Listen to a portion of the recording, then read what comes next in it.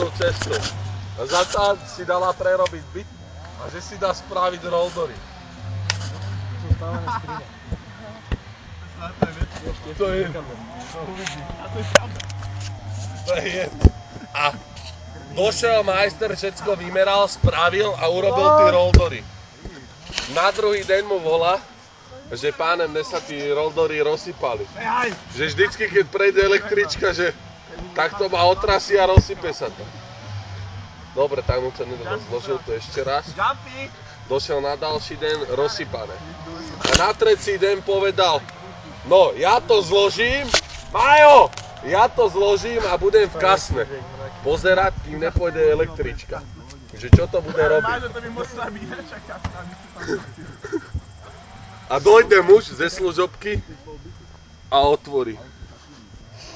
A ty čo tu robíš? A on hovorí, počúvaj ma, neuveríš mi, keď chceš tak mi jednu jebni, ale ja tu čekám na električku. To tak nebolo originálne, dobre.